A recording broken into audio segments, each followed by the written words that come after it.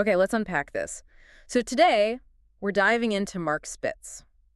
And his career is, well, it's kind of a fascinating cultural paradox, isn't it? It really is. You look at what he produced, and wow, here's someone who is totally comfortable, totally authoritative, at like the absolute peak of mainstream rock writing. Right, the big leagues. Yeah, exactly.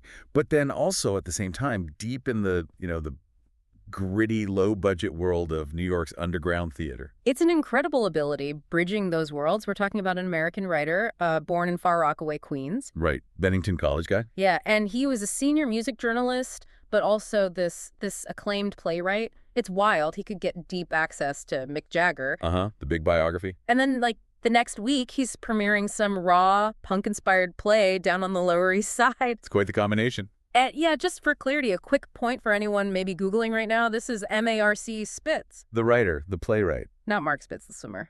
Legendary, but different guy entirely. Totally different guy. Our Marc Spitz, he really dedicated his life to documenting rock and roll popular culture. And specifically, kind of where that culture smashed into New York City. Yeah, right? exactly. And I think that's the central theme for this deep dive, that versatility you mentioned. Yeah, he had this really rare skill treating, the fleeting stuff, the subcultures, and then the super famous people, treating it all with the same kind of critical seriousness. Mm-hmm. He could capture the feel, the ethos of these really niche scenes. But he was still a regular influential voice in, Vanity Fair or Spin, high-profile media. Okay, so let's start where most people probably knew him first. Section 1, the big-time rock journalist, the biographer. Yeah, this is where he really built his rep, his main platform, huge. Senior writer at Spin. I mean, that's pretty central to music journalism, especially then. Absolutely. But his writing, it went way beyond just Spin, didn't it? His reach was pretty massive. Oh, totally. If you look at where his byline popped up, it's like a masterclass in critical access. He was a contributing music writer for Vanity Fair. Which says a lot, right? Handling those glossy, in-depth features on huge stars. Definitely. Yeah. But he also wrote for the New York Times, Maxim, publications like Harp and Blender, even the New York Post.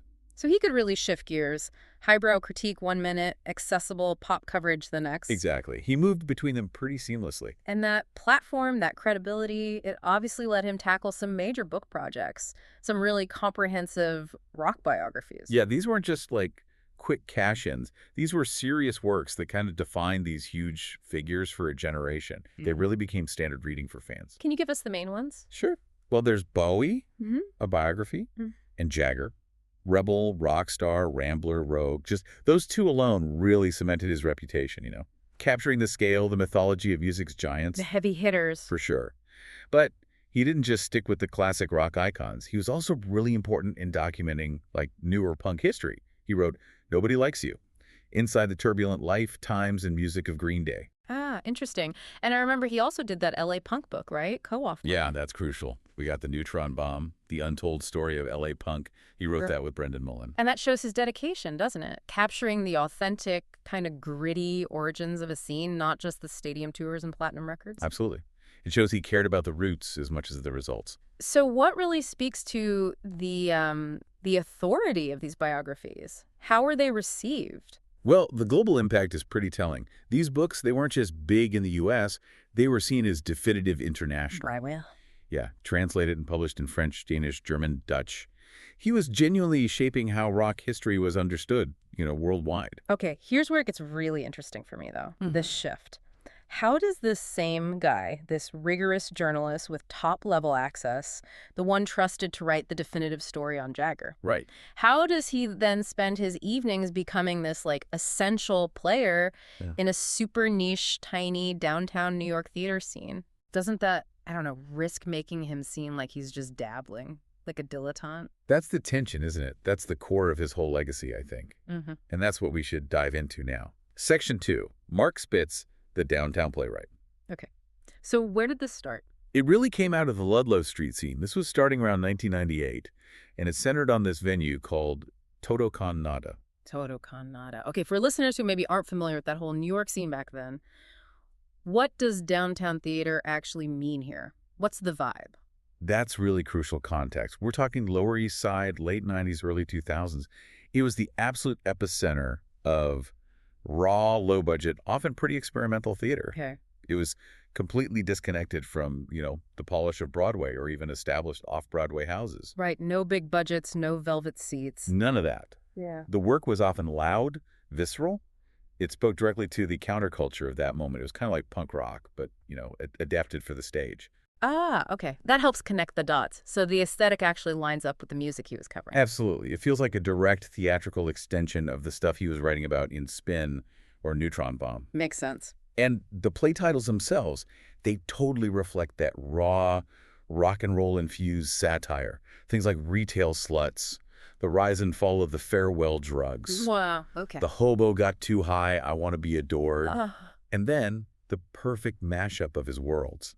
The name of this play is Talking Heads. Ha! I love that. He just couldn't stop mixing his passions. Yeah. But was this just him, having fun, or did this theater work actually get taken seriously? Did it get critical recognition? Oh, it absolutely did. He wasn't just dabbling. His play, Shyness is Nice, in particular, got some real critical acclaim. How so? Well, it was actually selected and anthologized as one of NY Theater's best plays of 2001. Okay, that's significant, especially for work coming out of such a small, underground kind of venue. Exactly. It's serious validation. Yeah.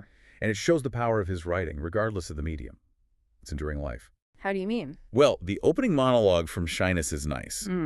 Years later, it was included in this applause anthology called One-on-One, Best Men's Monologues of the 21st Century. That came out in October 2008. No kidding. So the guy writing about Mick Jagger also pens a monologue considered definitive for contemporary American actors. That specific piece of recognition, it bridges his two careers beautifully, I think. Yeah.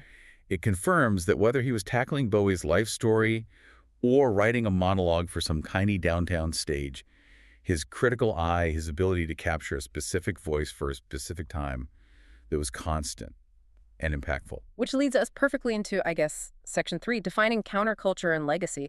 Because beyond the big bios and the gritty plays, Spitz seemed to have this knack for trying to, put his finger on cultural movements while they were happening, define them. Yeah, he wasn't just reporting on stuff. He was actively trying to, create a cultural taxonomy.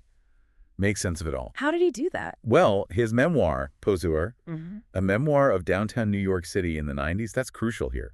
Okay.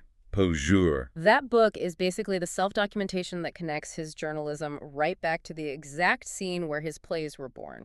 So it provides the context, the world of Retail Sluts and all that. Exactly. He was living the culture that he wrote about and that he put on stage. But then he turns around and writes a book called Tree, The Gentle Revolution in Music, Books, Television, Fashion, and Film. Right. That seems like such a huge shift from punk chaos to, quiet, earnest, kind of quirky aesthetics. What was he trying to do with that? I think it really shows his commitment to giving historical weight, critical weight, to movements that often get overlooked or just dismissed as, fleeting trends. Okay. By writing Twee, he was basically saying, look, this aesthetic, this gentle revolution, it's worth serious critical thought just as much as Stadium Rock is. So it elevated him, maybe? Beyond just being a journalist to being more of a public voice on culture? I think so, yeah. And he clearly had the platform to use that voice. You see him speaking at universities. Right. Didn't he speak at Columbia? Yeah, Columbia University, talking about playwriting. And then DePaul University, talking about journalism. He literally taught both halves of his career. That's amazing. And you'd see him pop up as a go-to cultural commentator, right? Like a talking head on MTV, VH1, MSNBC. Right. The expert voice explaining things. Totally. He'd really mastered that multi-platform way of doing cultural critique, applying his insights wherever pop culture was being discussed. He also wrote fiction too, right? A couple of novels. Yeah, that's right. How Soon Is Never and Too Much Too Late. And he popped up in some anthologies too, like the Encyclopedia of X's and Rock and Roll Cage Match. So writing across basically all formats. He really covered the map. Okay, so wrapping this up, what does this all mean? Marc Spitz, his career, it's a pretty remarkable trajectory, isn't it? It really is. You've got this senior music journalist providing the definitive context for these rock legends. Bowie, Jagger. And then, at the exact same time, he's this recognized playwright shaping an intimate, specific downtown scene. His legacy seems to be about a writer who just refused to let culture be neatly separated into boxes. Yeah, he provided context and insight across pretty much every major medium. High culture, low culture, pop culture.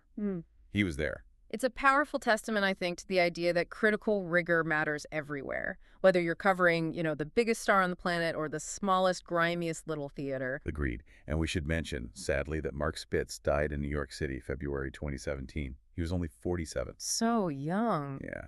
Our sources confirm his death, but didn't provide any information about the cause. But his work, it definitely remains, it's like this potent cultural time capsule, isn't it? Yeah. Documenting both the huge narratives of rock history and these tiny, intense, maybe easily forgotten corners of the New York art world. Absolutely. Which I think raises a really interesting question for you, the listener, to think about. Marc Spitz showed us that the same sharp critical intelligence can, and maybe should, be applied everywhere. So think about today.